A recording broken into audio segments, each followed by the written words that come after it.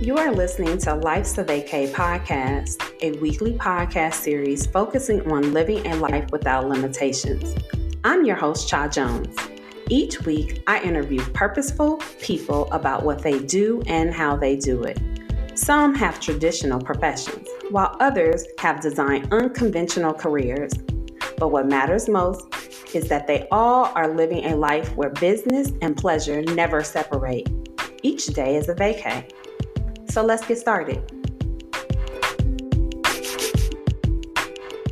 Hey there, I know that you're listening to my podcast, but did you know that I was a life coach? Well, I specialized in emotional intelligence coaching, and my expertise is in expat coaching as well as helping women design a softer life. So you're listening to Life's a Vacay, and the one thing that I truly live by is that my life is a vacay. Every day I wake up and do the things that I love. So I blur the lines consistently between work and play. And I play more than I work. And if you're ready to escape all of the hustle culture, stop doing things that you don't love, and start living a life that's more aligned with your authentic powers and desires, then hit me up. Go to www.chadjones.com and book a free discovery call. It's that simple. I'm not for everybody, but isn't it worth exploring? If I'm for you, I see you there.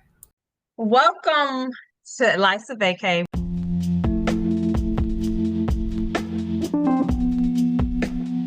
You have been listening to Life's a Vacay podcast. Thank you for tuning in today.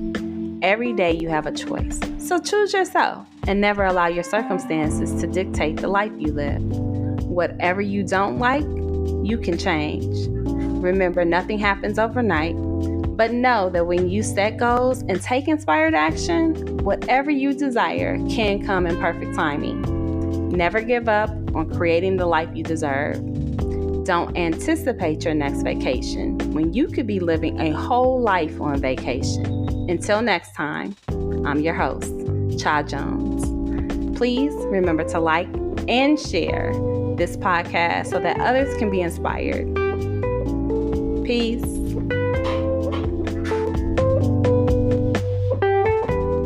Hey there, I know that you're listening to my podcast, but did you know that I was a life coach?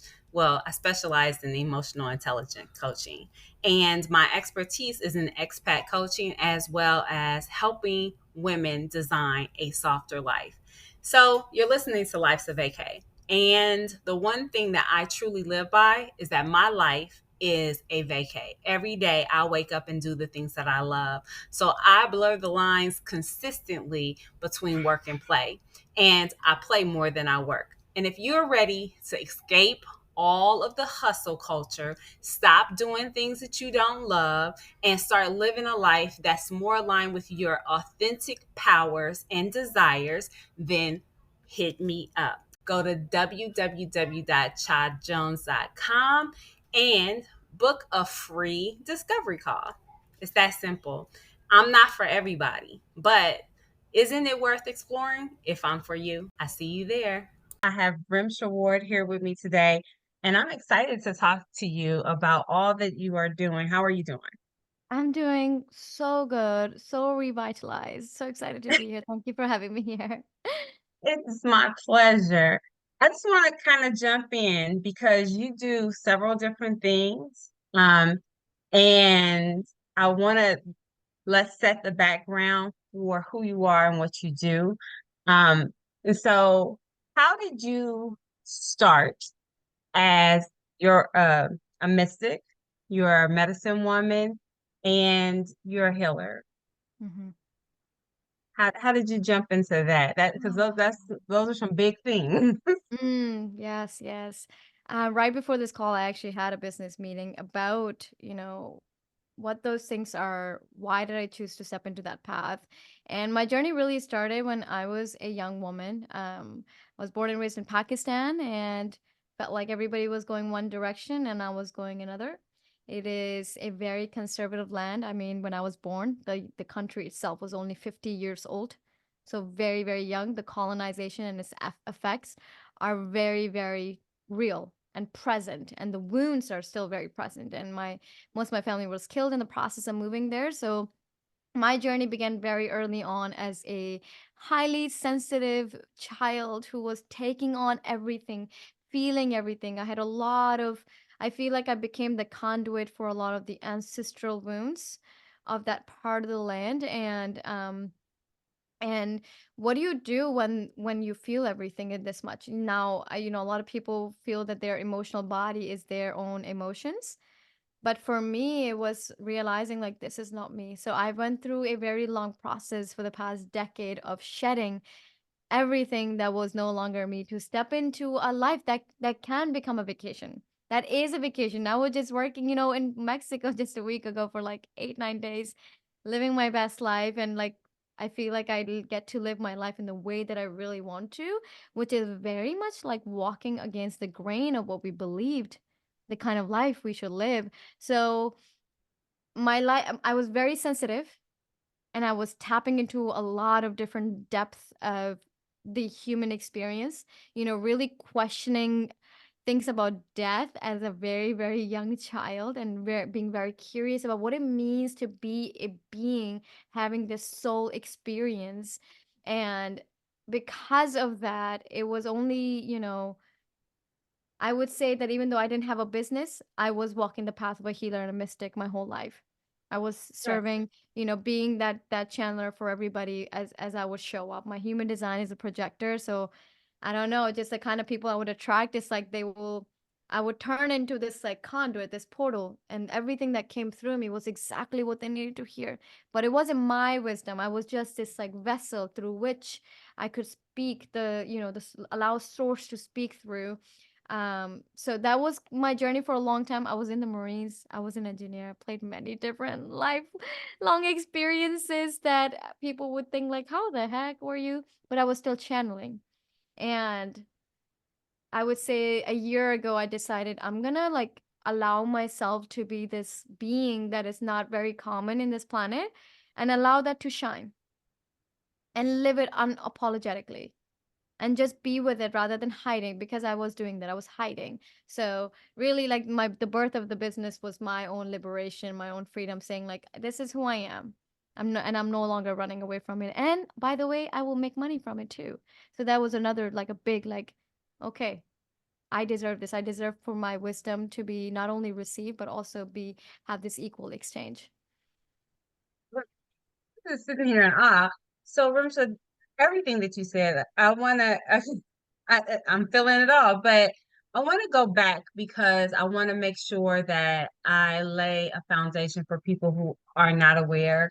Can you explain what a mystic, healer, and uh, A medicine woman is. medicine woman Mhm. is?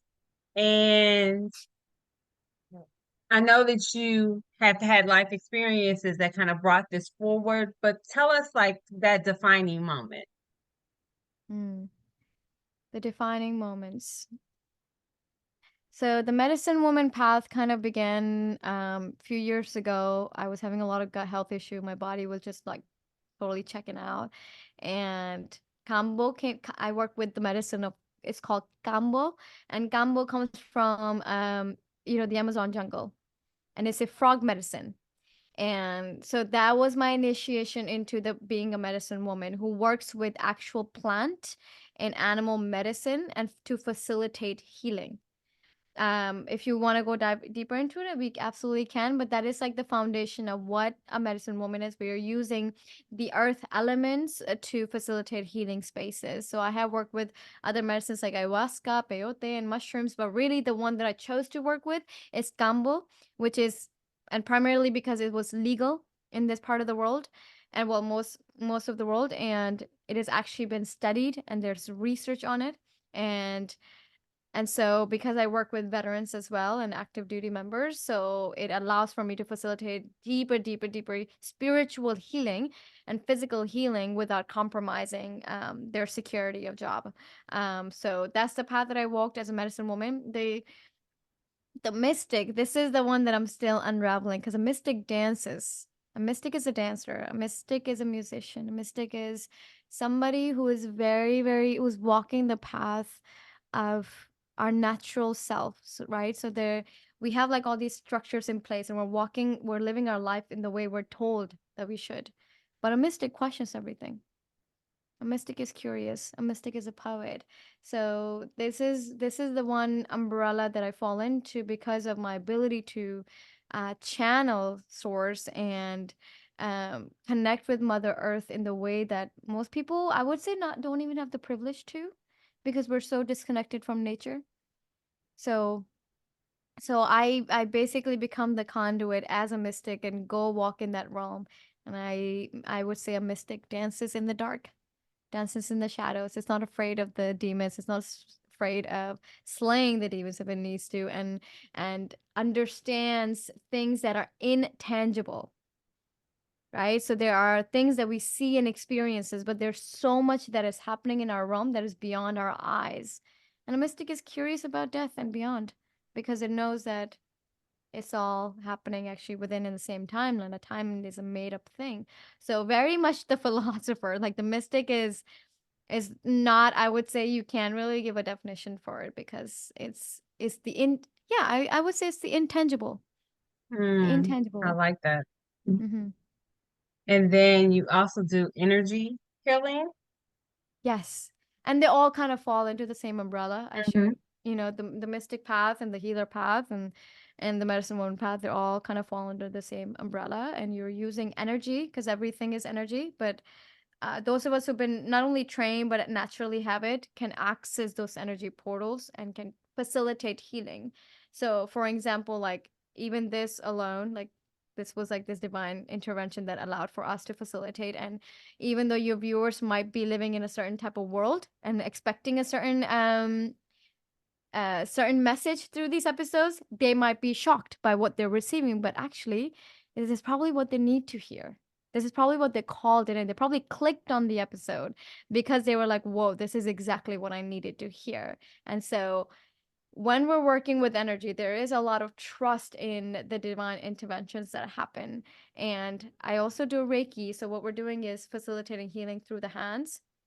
And when I was attuned with it, it allowed me to really track our energy system. So we have seven big portals, like seven energy systems. And then, for example, if your root chakra is blocked, that's where you have your lack of security, lack of sense of security and sense of rootedness. You're not grounded in your own being. Maybe your even voice is high pitched because you're not grounded, or you have a lot of childhood trauma. So you're kind of floating out of your body because it's not safe to be in the body.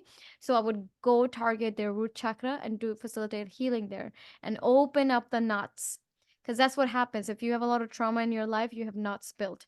And what that does is the knots they block the energy, the fluid energy to flow through. So I can facilitate healing and like kind of breaking it open so that you can feel a sense of security. And when you start with the feeling of sense of security, then you can tangibly go out there and create physical security, like having a home, having money, feeling secure in school, and actually studying and doing all the things that allow you to bring that security, if that makes sense.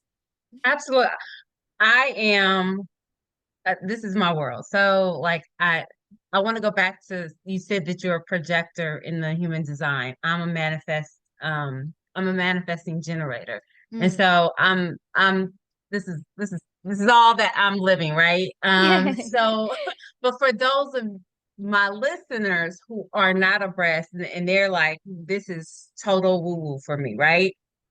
What would you say and how well first let's go back to the projector, tell us what that means, and then let's talk about um if someone is this is all new to them, like how can they take this information and apply it to their life.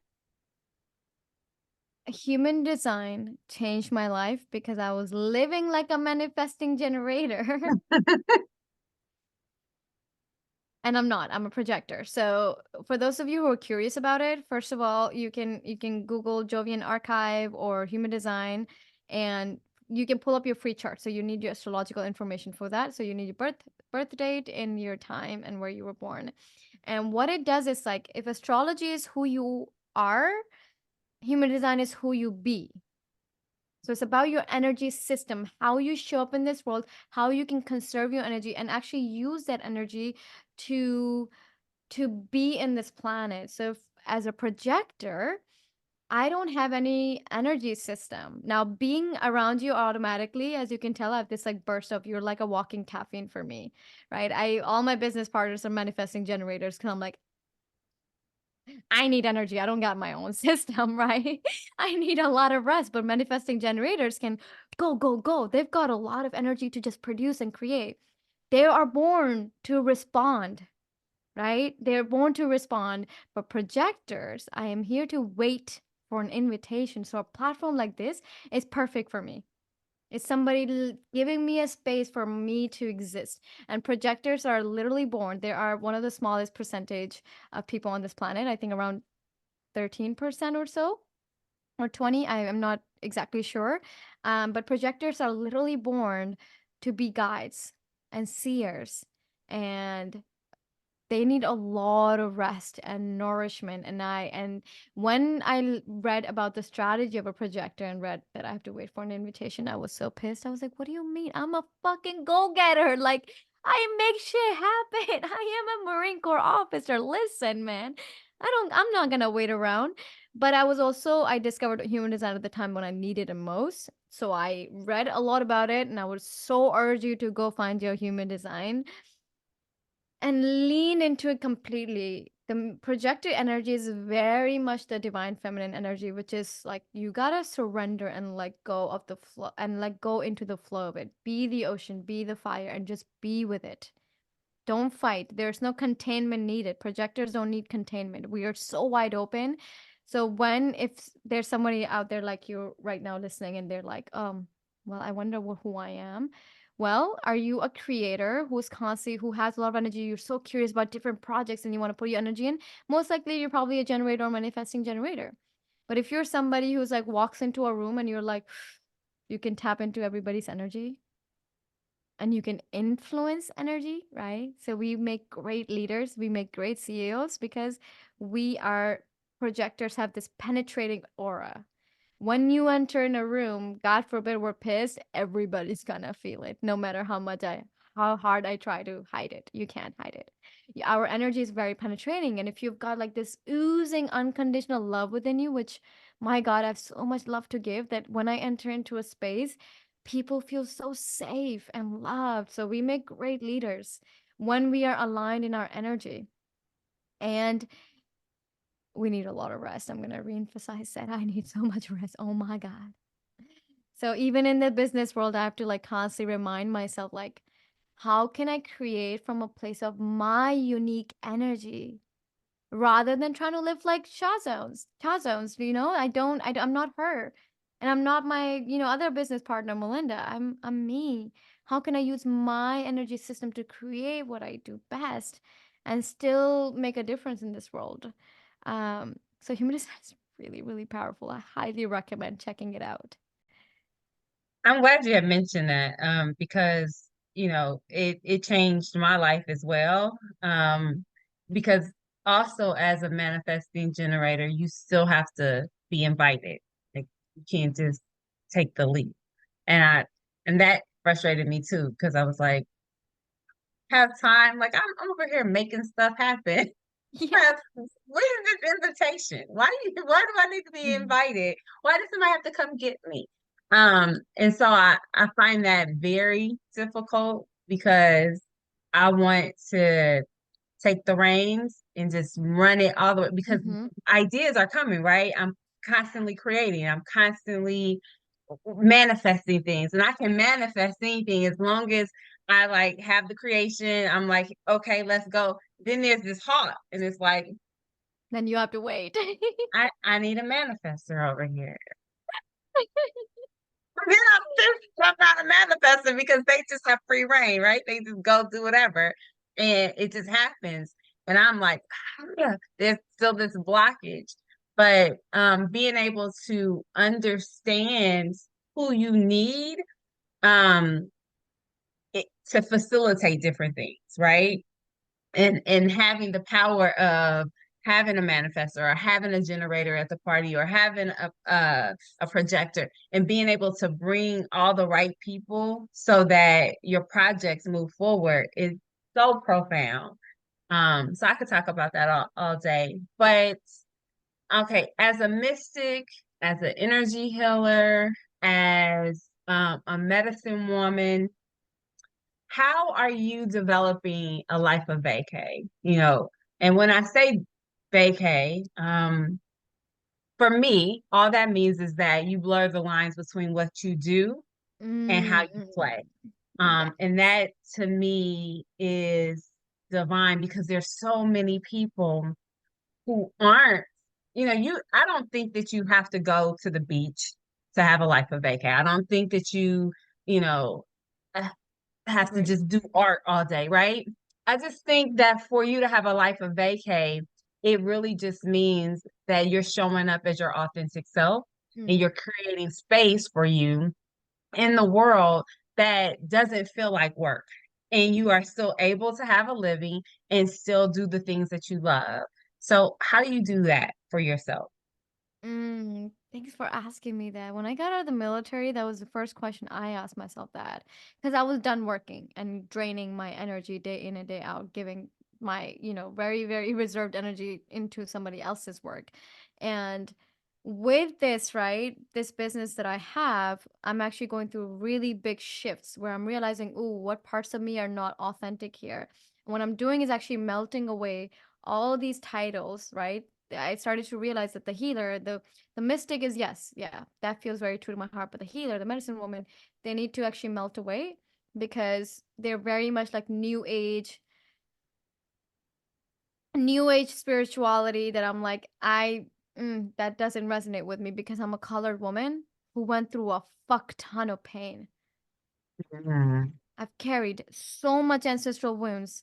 And my God, women like me, I haven't, I enter every space, even the spaces that I create, and like nobody looks like me. And I'm sure you can relate to that. Mm. Okay, I have to break in real quick because so this is a divine connection because I too, I just hired a coach a couple weeks ago. I've been coaching since '08, but I never really, the coaching thing never really resonated to me because I just was like, I don't want to, I'm an empath. So everybody's energy is like bogging me down. And then Mhm.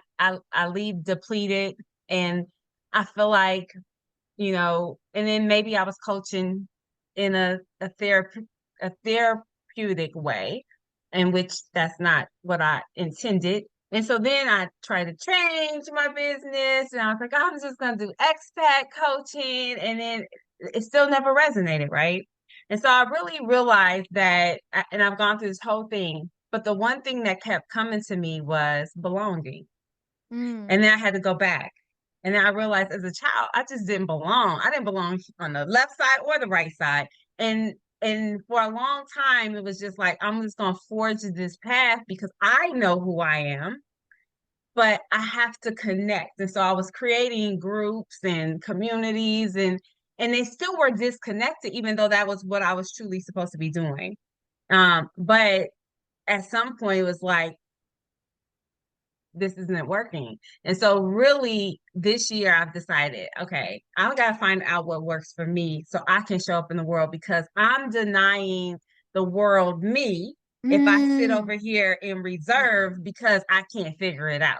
So I Mm. have to really, really be intentional about finding what it is that I'm supposed to do. And I love travel. And so I was in the travel world and the likes of AK and all these great things, which I absolutely love. But it all came back down to this word belonging. So Mm. so tell us. So Mm-mm. as you're like morphing into the mystic and really embodying that, what does that mean for you? Okay. I actually want to go back to just life's a vacay, right? The question that you Okay. asked me about the how did I turn into, is that I realized that what vacation, what felt like not work but just play for me, that I'm just creating from play, was actually like the work that I do now, which is like I love sitting in the darkness. I love facilitating like intense, explosive events. Like I just ran two ceremonies back to back this weekend. It was a Kalima's activation, the Dark Mother's activation, and a sacred rage ceremony. So I had all sorts of women. They were screaming and rage and grief, and it was so powerful. And I realized at that moment, like that's what I'm here to do actually. Because where I dance as a mystic is the dark. I live in the light, but where I love dancing, where I love creating from is the Dark Mother, right? And I find that so much more fun than sitting on a beach in Mexico. I like was sitting there itching. I'm like, I'm not here meant to be here drinking mojito and like doing this is not my life. This is not who I am. That's what we've been told what vacation looks like, what work looks like. None of that is true for me. What is true for me is that I am just a transparent, hollow being who, when I show up in space and I can never prepare for a client, I can never prepare for an event, I have to show up and just be that vessel. And it is in that moment I get to put Rimsha aside. And I love doing that. I get to put all this being of who Rimsha is aside, and I get to be this transparent hollow that speaks for the collective. That's what I love doing. It's like literally fuels me. It fuels me. So I'm, figuring out what that is for me. Like, how can I create it? So right now I'm like burning away a lot of my offerings and birthing a new one, which is an ongoing membership called the Path of the Feminine. And it is because I'm a channeler, because I'm like so in tune with what is collectively the world is feeling, and especially the internal seasons that we have and the external seasons that we have, right? Like people shy away, they're so scared of the winter when really the winter is a time to do shadow work. It is literally there for you to meet those parts of yourself that are ready to be burned away, right? That ready to be confronted. So instead of chasing the waves and chasing the sunlight, we must dance in that space and see it. So I am here to facilitate those spaces. So the membership will be very much about me just channeling from that seasonal space. Whatever Mother Earth or the God, Heavenly Fathers, whatever, wants to communicate through me, that's what I will be channeling for the collective, what we're needing season to season. That I'm so excited for because it finally gives me the freedom to channel based off of where I am rather than changing myself and bringing myself back into a space where I'm not. And when we move seasonally, guess what? Everybody is moving seasonally. We're all living it. Whether we try to force ourselves out of it or not, because everybody's like expecting ourselves to produce the same amount of work we do in summer. It's like, no, that's not what we're designed to do. Right. And then my work is also tied to like working with animals, like spirit, connecting with different plants and different animals. So, but doing it in a way that is not literal, but shamanic, meaning we get to bring in the jaguar spirit. We get to bring in your spirit animal to assist you during that period of your life, that period of the cycle that you're in. And then we work with different plants. So right now, me and my clients are working with rose. So we're doing a rose dieta. I don't know if you ever worked with rose. Oh my God. I thought it would be gentle, but no, rose medicine is very powerful. It's very sensual, sexual, very sacred. And I forgot that it has thorns. So the thorns have its own medicine. It's teaching me the boundaries that I have, the boundaries that I must have. So the rose is teaching me so much, and my clients, and we're going through a 7-day dieta where we're reducing salt and sugar and oils and taking a lot of things that reducing the things that kind of fill us up and making ourselves a lot more sensitive to receive the medicine of the rose. And so that feels so much more true to me because I'm a very earthly being who's not really from here. So is this to like how can I bring back the ancient wisdom, specifically the ancient wisdom of my part of the world? And that is what the colored women who have walked the path. There's a bald eagle. the the colored women who have found somehow found their way out of that pattern and loops and ancestral trauma and made a beautiful living and be strong and have their businesses and be free. We have a lot of work to do on this planet, and part of that work is to like reawaken the ancient wisdom. And that's what it is for me right now. It's like, okay, Rimsha, okay, it was really safe for me to work with indigenous medicines here because people know about it. It's awakened here, right? We have connection to it. But I'm ready to let go of the new age of spirituality and step into like that ancient codes that I have. Yes, does it scare me? Absolutely. Because my family shunned me for the work that I do. So of course it scares me to tap even deeper into my roots. But it's that's what I'm feeling like is honestly this all revelation happened this morning. Like I'm ready to go back to my ancestral roots and their unique codes and bring that to the world in a way that's playful, that's Mm, digestible, that makes you feel like you're having fun with life and connecting with the animals and the plants and earth and really facilitating healing in a way that doesn't have to be this painful experience that we all go through alone, and make it communal and awaken that within all of us because the colonization did affect people of color. And guess what? I wouldn't say their responsibility, but I think they truly desire to work together to bring that harmony, to reawaken these ancient codes that we have that we dismissed because of this, because we lost it. So I feel like I'm part of that work, and I'm really excited for this big shift that's coming. you said so much, and I want to kind of touch on because for a lot of people, who just assume like Indian and Pakistan and Asian, like have this like when I think of Asia, period, I just think of Buddhism and spirituality and being one with the world, right? And then you start thinking about like all that's happening in the world and how so many people are disconnected. And there's this sense of lostness in the world.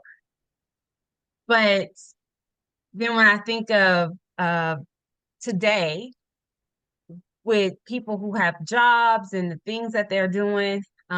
People from India, Pakistan, Bangladesh, or other parts of Asia are very tech savvy, and families tend to push their children in that area. And so when you say that your family shun you, talk a little bit more about that and why, because for one who looks at like different dichotomies, you think that in that part of the world, you understand the mystic, you understand the healer, you understand herbs, and because all I'm when you say Pakistan, I'm thinking of all the different flavors and all of the different spices and things that just make life better, right?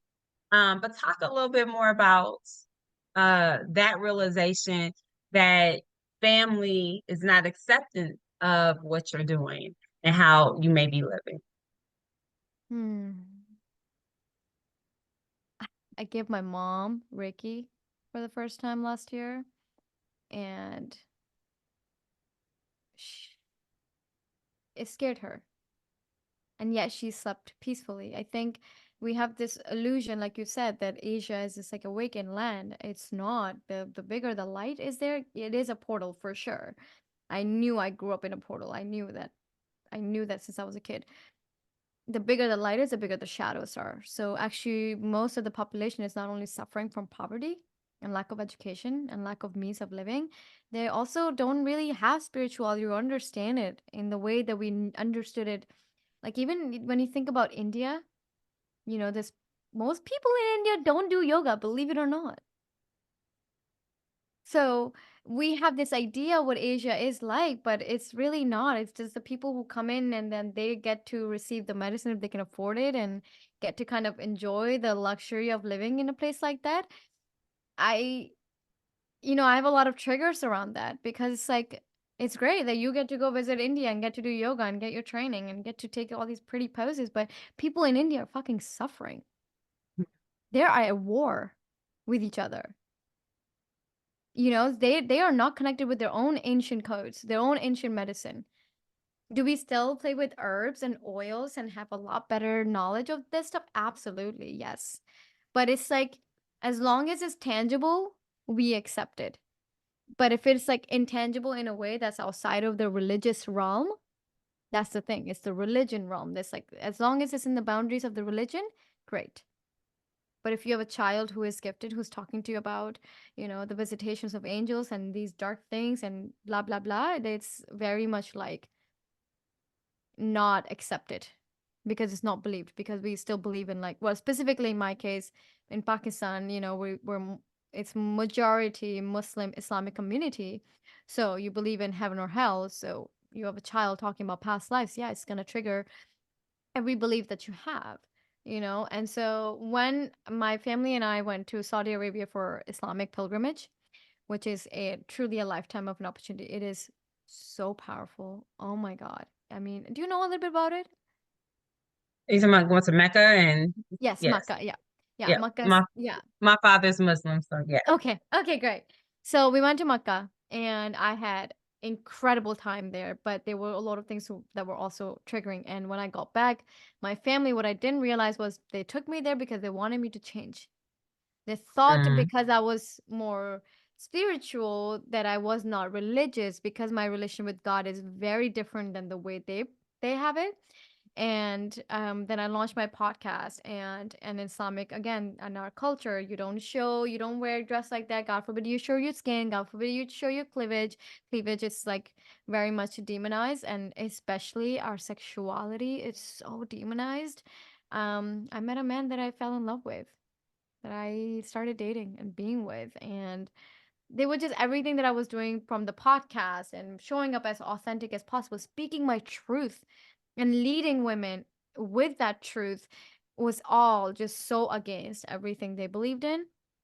But really, the majority was like the fact that I was dating a white man, dating a man who, and that I'm living with, sleeping with, and that's so far off from our religious beliefs. Um, that was huge for them. And then realizing that I'm doing this energy work that they believe is like demonic work. So there was just a lot of everything that I was and have been. It kind of validated why I hid myself for so long, especially behind the veil of military, so that I could, because I feared my own self. I feared that if I lived my truth, I would be shunned. And yes, I was. I was shunned. My family have completely disconnected the courts from me. But what I will say is that I don't believe that that's my forever. I think they will come around. Um, I pray so, because I want to believe that motherhood is not possible for a mother to not have unconditional love. I want to believe that, right? And but what I will say is that once we got disconnected, there was a level of liberation where I was like, oh, I could breathe. I didn't have to lie anymore.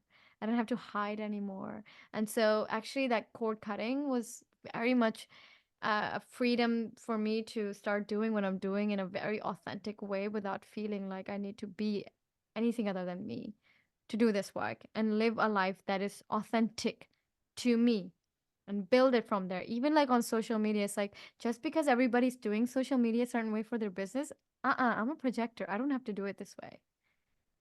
I don't post much, but it's like I still get clients because it's like as long as there's a resonance, the right people will find me. And so I have really shifted my life around, one, listening to my own inner wisdom, and then two, trusting the universe.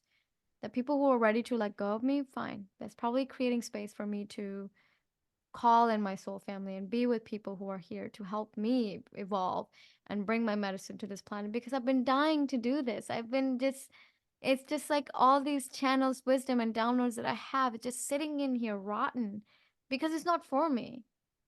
It's not for me. It's just for me to speak it through and channel it, right? And so it's been a very difficult journey for sure. I miss my mother terribly. I miss my brothers and sisters. We are a big family. We always played together, and we were very, very, very, very close. So, but I realized that I'd rather live my authentic life than just hide behind a veil. So I guess you pay a price for that. Love it. But for those, because I think this is more common than not, there are so many people who want to be authentic. And when they show up, there's a disconnect because you have people who have known you their whole lives Hmm. and your whole life. And they know you as this, right? And you're becoming that. And so talk to people who are in that space, who have found their sense of joy, peace, and purpose, and Mhm. they're walking in that. But you have to sever ties if you want to truly be who you are. Mhm. And what does that mean? And how do you continue to show up, knowing that there is a piece of you that you have to let go of? Mhm. Well, death and rebirth is a part of a continuous cycle that we all walk, right? And yeah, there was a part of me that needed to die, and there's a part of you that will have to die. And it's a beautiful alchemizing process that happens when you claim, I let go of all that no longer serves so that I may step into my authentic self. What you're actually doing is burning away all that is not you, and then creating space for all that you can be. And you will never ever regret that path. As difficult as it's been, I don't regret any of it, because one, what it has done for me specifically, and I can bet you everybody who's listening to this and have experienced something like this, you will awaken something in those people when you live your truth. And they may blame you for it. Don't take it personally, because what you're doing is you're just living your truth, and our truth can awaken others' wounds that they've been suppressing for so long. For the first time in my life, my mother is crying a lot and feeling her feelings that she had to be so strong her whole life. And for the first time in her life, she's feeling her feelings. Now, does she associate those feelings to me? Sure. But what is actually happening is that my letting go has allowed for her to finally awaken those dormant sadness, dormant grief and anger that she's been carrying towards the world. And she's allowing that to be actually expressed. So when we trigger those things in others, actually it is an opportunity, an invitation for them to do their own healing, to question their own truth and live in that truth. So live your truth, whatever that is, and that will be ever evolving. There's a reason why my business is named my name, because it will evolve as I do, right? And so as you're living in your truth and other people are pulling themselves out of your life, they're going to feel triggered. They're going to be awakening parts of themselves that have been suppressed. Congratulations. Congratulations for what you've done for them. I love it. So, what is the relationship between our life force energy, spiritual awakening, and our ability to live with greater freedom and flow? Mm, I love that question. What is our life force? I would say in like direct, also in like a short language, it would be just like what fuels you.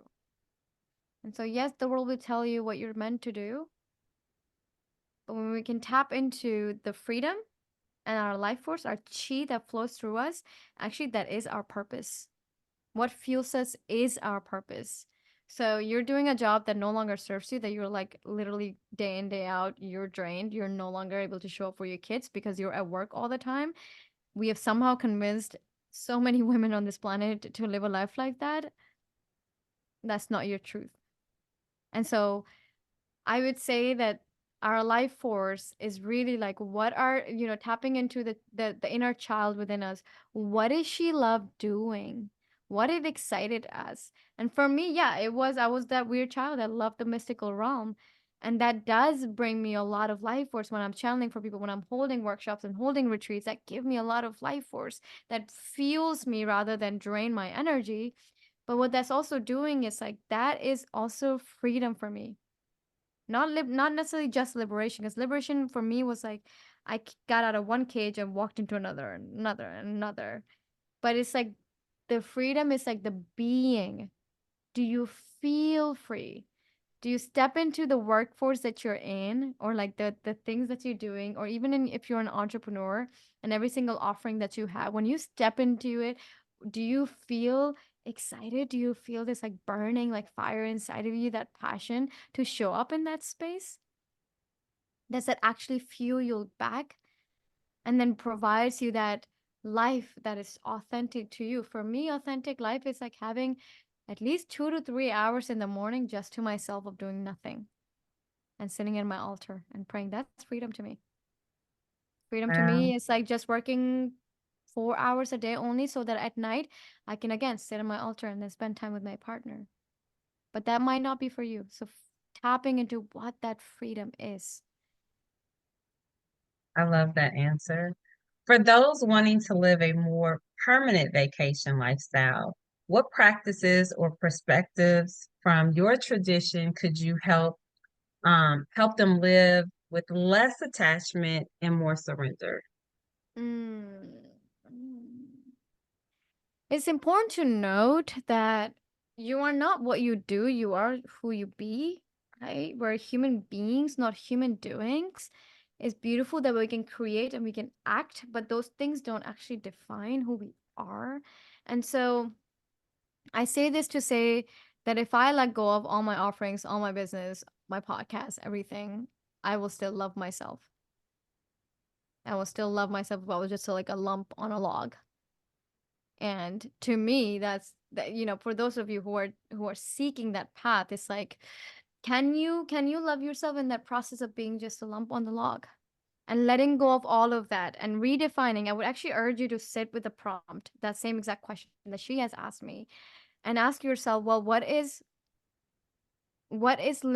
freedom for me, and what is a life of vacation for me? What would that look like? Because on Instagram and on Pinterest, it looks a certain way. Mhm. But that may not be you. For me, when I was like, oh, maybe traveling the world is it. I've traveled all over the world, and I would say it was fucking exhausting. I did not enjoy constantly, it's again as a projector, walking into different environments and just taking it in, taking it in, taking it in. Like that is not ideal for me at all. For me, it was actually being in nature. So when I do travel, I go out to the mountains. I'm doing ski trips, I'm doing surfing trips, I'm doing things, holding women's circles, doing retreats, and like that for me is like more of a life that feels like a vacation to me. And also it is being in my office. I love my space that I've created. Also a pole dancer, so I got my pole in here. I got my snowboard here. I got my books. I do a lot of sensual practices, sexual practices to do my own like tantra work that I do. And it's like I've got all my like dildos and wands all around me. I can't just take that everywhere. Like I love the space that I'm creating, and that's freedom for me. It may not be for everybody else. And I would say like honestly reduce consumption. Reduce what you consume on a daily basis as far as well, definitely how social media goes, but like being around people, like really learning to be with yourself so you can listen to your own inner wisdom of like, what is it that you actually want? Not the way your parents wanted life to be, or your coworkers, or other people who are running similar businesses. But what is it for you that works for you? Because it may not be the same. Now, the kind of business women and, I mean, sorry, medicine women and healers that I'm around, I don't resonate with them. I don't resonate with them. And I had to realize, like, ooh, I want to do things a little differently. I like play. I love play, bringing fun into healing spaces. That feels more resonates with me. Like, I want to do the dirty, hard work, but I want to do it in a way that feels lighthearted. And that may not resonate with a lot of women and men. So I had to kind of come in terms with, like, you know, the universe did not choose you to be an actor, it chose you to be a healer. Mhm. Right? I love that. So, in closing, what's one core piece of wisdom or practice that you would like to leave the listeners to help them embody a life of vacay Mm. or perspective? It's so simple. You are whole on your own. You have everything within you. Ramsha, you have really, I love this conversation and being able to interview you. Thank you for participating. Tell my listeners how they can find you, keep in touch with you, reach out to you, work with you. I love hearing from people, so please do reach out. I love it, love it, love it so much. I love connecting with people. My name is Rimsha Ward, and that's where you'll find me everywhere on Instagram, Facebook. My website is also rimshawarda.com. is RimshaWarda. It's everywhere across the board. I kept it super easy for people to find me. And then my podcast is Her Story Podcast with Mel and Rimsha. So you can also find it there. Thank you for joining us. Blessings to you as you continue to do the work that you love to do. And for all the listeners, thank you for showing up again. Please like, share, and continue to do the work for yourself. Until next time, I'm Cha Jung.